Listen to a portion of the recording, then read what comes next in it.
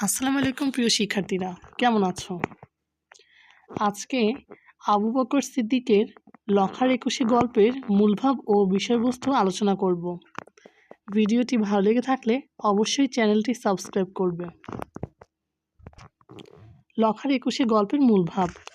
গল্পটি একটি গরিব ও অসহায় বোবা ছেলে লখার জীবন নিয়ে।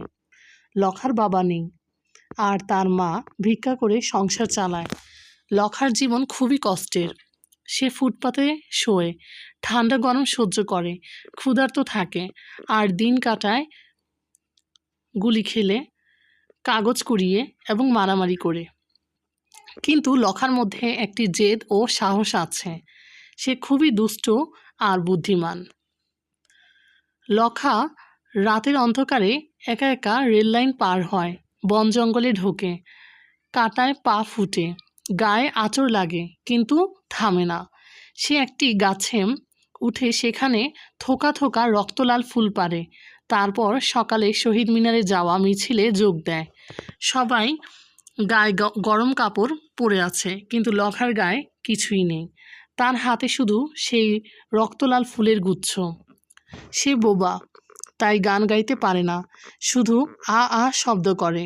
কিন্তু তার চোখে মুখে ভাষা আন্দোলনের প্রতি গভীর ভালোবাসা ও শ্রদ্ধা ফুটে ওঠে। লখার একুশে গল্পের বিষয়বস্তু। লখা একটি গরিব ও অসহায় বোবা ছেলে। তার বাবা নেই এবং তার মা ভিক্ষা করে সংসার চালায়। লখার জীবন খুবই কষ্টের। সে ফুটপাতে শোয়। এই কঠিন জীবনযাপনের কারণে লখার শরীরে প্রায় জ্বর ও কাশি হয়। লখা দিন কাটায় গুলি খেলে, ছেঁড়া কাগজ কুড়িয়ে এবং খাবারের দোকানের এঁটো পাতায় চেটে। রাতে মায়ের পাশে শুয়ে সে ক্ষুধার কষ্ট ভুলে যায়। রাতের অন্ধকারে লখা মায়ের পাশ থেকে উঠে পড়ে। মা তখন গভীর ঘুমে আচ্ছন্ন। লখা চুপি চুপি পা ফেলে ধোয়া ধোয়া কুয়াশার মধ্যে হারিয়ে যায়।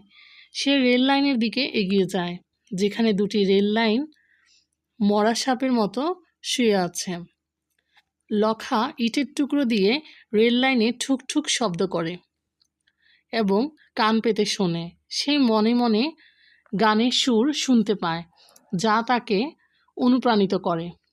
লখা রেল লাইন পার হয়ে একটি নিচু খাদ অতিক্রম করে। সেখানে গড়িয়ে পড়লে তার হাত পা ভেঙে যেতে পারে, কিন্তু লখা খুব সাবধানে খাদ পার হয়। তারপর সে একটি অন্ধকার বন জঙ্গলে প্রবেশ করে।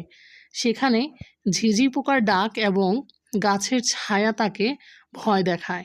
হঠাৎ তার পায়ে বাবলা গাছের কাঁটা বিঁধে যায়, যার কারণে সে প্রচণ্ড ব্যথা পায়। কিন্তু লখা কাঁদতে কাঁদতে আবার পথ চলা শুরু করে, কারণ তার সময় খুব কম। লখা একটি গাছের কাছে পৌঁছায়, যার ডালে ডালে রক্তলাল ফুল ফুটে আছে।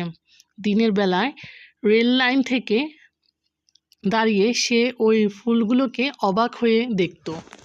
এখন সে চায় সেই ফুলগুলো পেড়ে নিতে। লখা গাছে চড়তে শুরু করে এবং গাছের কাঁটায় তার গা হাত পা ছিঁড়ে যায়, রক্ত বের হয়, কিন্তু লখা থামে না।